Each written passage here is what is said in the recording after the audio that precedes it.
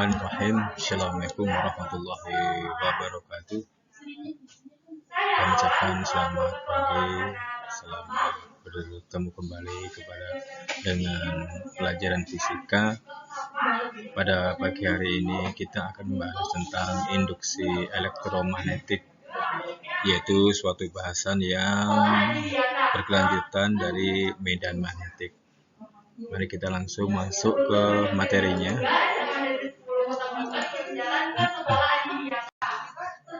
Nah, induksi magnetik di sini untuk SK dan KD-nya tidak usah kita ini karena kan ini sudah ada yang baru. Ini masih yang lama, Bapak belum ada. Nah, sekarang untuk IP-nya juga sama, indikator pencapaiannya ini masih yang lama. Nah, kita langsung menuju ke flux magnetik, bab yang akan mengawali dari induksi magnetik.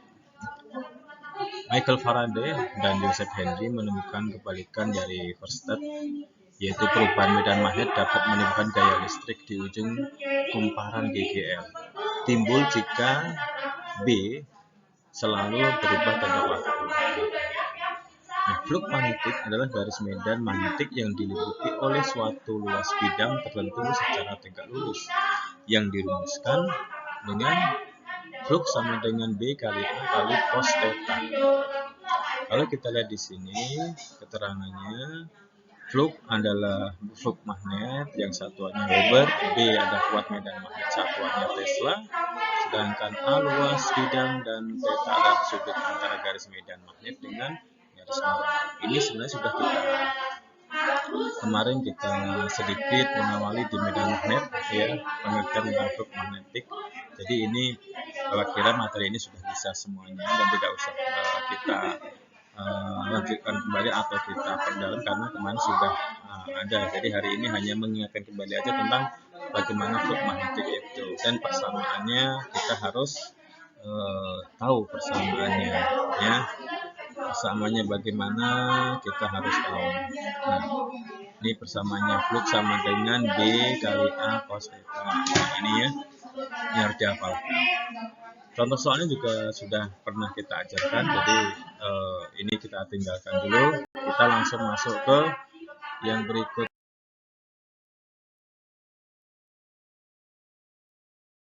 yaitu tentang hukum Faraday. Ketika skala Swift dibuka secara bergantian terus menerus, seperti pada gambar di bawah ini,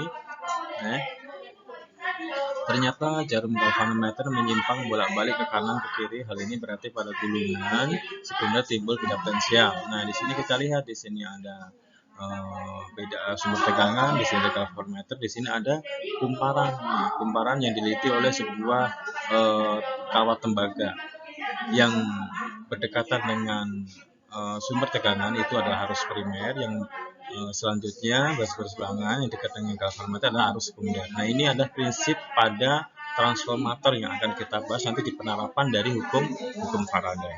Nah, ini prinsip dari kerja transformator.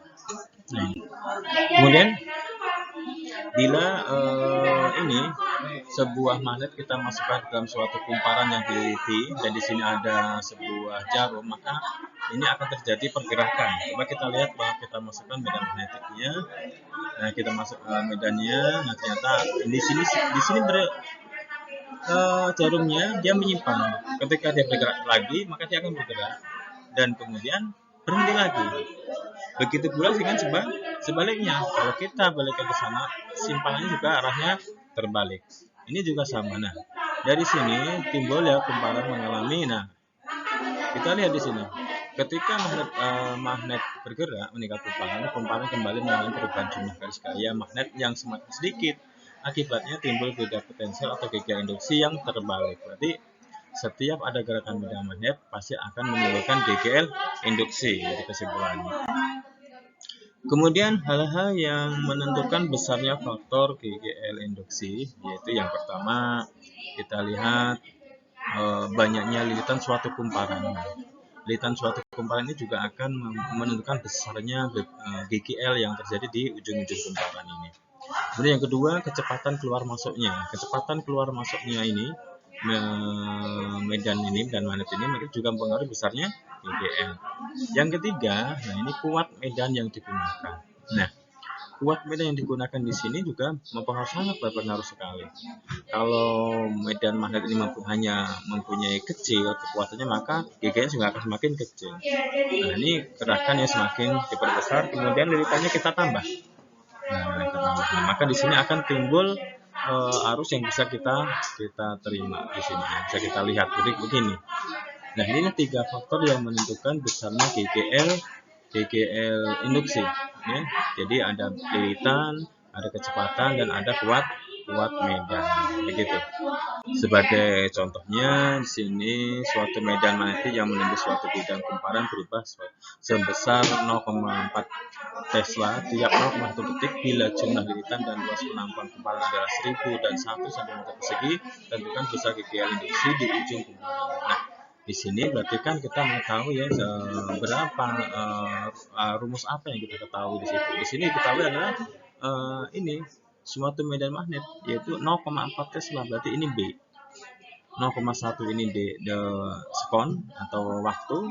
Nah, jumlah lilitan berarti adalah ini N, dan 1 cm persegi itu adalah luas penampang.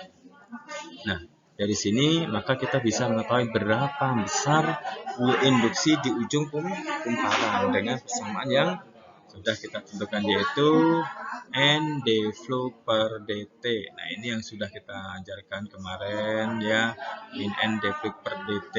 Di situ berarti flow-nya itu adalah B kali A, di mana B kali A-nya di sini. Di sini A-nya 1 cm, jadikan 1 meter persegi. Jadi 10 pangkat min 4, sedangkan 1000 adalah jumlah N-nya, dan 0,4 adalah besarnya T atau B, dan 0,1 adalah besarnya waktu. Dan di sini ada min. Kenapa min? Min ini menunjukkan hukum Lenz. Hukum yang menyebabkan GGL induksinya itu, arusnya itu berlawanan arah dengan arus yang pengimbasnya. Jadi dia negatif di sini. Ya, ini bukan harga dari GGL-nya negatif, tapi ini adalah arus induksinya yang berlawanan arah dengan arah pengimbasnya. Nah, arah yang penyebab pengimbasnya. Nah, inilah salah satu dari induksi elektromagnetik. Mungkin sampai di sini dulu pertemuan kita, nanti bisa kita lebih diperdalam lagi, dan materi-materi akan kita perluas lagi dengan pertemuan berikutnya. Terima kasih. Assalamualaikum warahmatullahi wabarakatuh.